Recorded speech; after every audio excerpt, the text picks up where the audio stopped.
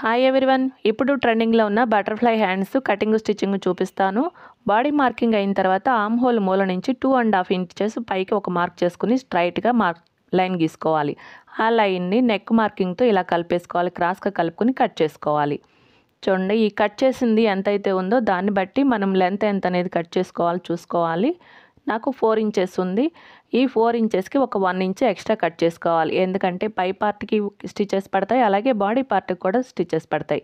స్టిచెస్కి half inch minus అవుతుంది కాబట్టి ఒక 1 ఇంచ్ ఎక్స్ట్రా తీసుకొని మార్క్ చేసుకోవాలి. నాకు 4 ఇంచెస్ వచ్చింది. 4 ఇంచెస్ అంటే బ్యాక్ సైడ్కి 4 ఇంచెస్, ఫ్రంట్ సైడ్కి 4 ఇంచెస్ కలుపుకొని దానికి ఒక 1 ఇంచ్ ఎక్స్ట్రా కలుపుకొని కట్ చేసుకోవాలి. లైనింగ్ని బట్టి మెయిన్ క్లాత్ కూడా కట్ చేసుకోవాలి. మెయిన్ క్లాత్ ఎంత పొడవైతే కట్ చేసుకుంటామో అన్ని ఫ్రిల్స్ వస్తాయి. ఫ్రిల్స్ గ్యాప్ కోసం మార్కింగ్ చేసుకోవాలి. నెక్ మూల ఉంది కదా, అక్కడి నుంచి 3 ఇంచెస్ ఇలా షోల్డర్ వైపు మార్క్ చేసుకోవాలి. మళ్ళీ ఇక్కడ సైడ్ మార్క్ ఉంటుంది కదా, స్టిచెస్ కోసం వదిలింది, అక్కడి నుంచి 2.5 ఇంచెస్ బాడీ వైపుకి ఒక మార్క్ చేసుకోవాలి.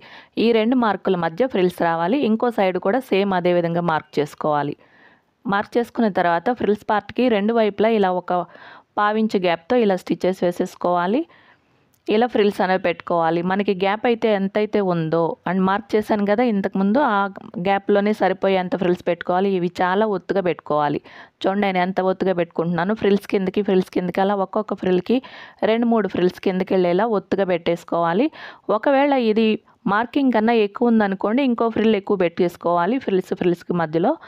ఒకవేళ తక్కువైంది అనుకోండి, మధ్యలో అక్కడక్కడ 2 ఫ్రిల్స్ అనేవి విప్పదీసేసుకుంటే సరిపోతుంది. 2 మార్కింగ్కి సరిపోయేలా అడ్జస్ట్ చేసుకోవాలి. ఇంకో వైపు కూడా సేమ్ ఇదే విధంగా ఫ్రిల్స్ పెట్టుకోవాలి.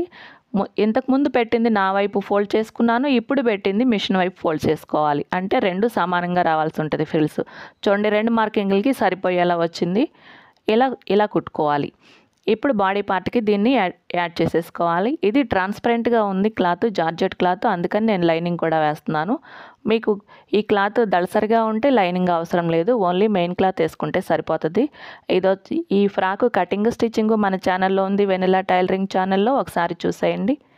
చూడండి, ఈ 2 గ్యాప్ల మధ్యలో ఈ ఫ్రిల్స్ పెట్టేసుకొని కుట్టుకోవాలి. ఇది కుట్టేటప్పుడు బాడీ పార్ట్ వంపు అయితే ఏదో ఉందో అది మిస్ అవ్వకుండా, డ్యామేజ్ అవ్వకుండా కుట్టుకోవాలి. అదే వంపులో కుట్టుకోవాలన్నమాట. దీనిపైన లైనింగ్ కూడా యాడ్ చేసేసుకోవాలి.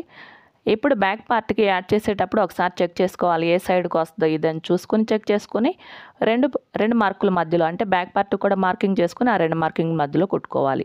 చూడండి ఎంత బుట్టలా వచ్చిందో. మనం క్లాత్ ఎక్కువ పెట్టుకుంటే ఈ ఫ్రిల్స్ అనేవి ఎక్కువ వస్తాయి. వీడియో నచ్చితే తప్పకుండా లైక్ చేయండి, మీకు తెలిసిన వాళ్ళకి షేర్ చేయండి, ఛానల్ని సబ్స్క్రైబ్ చేసుకోండి. Thank you for watching.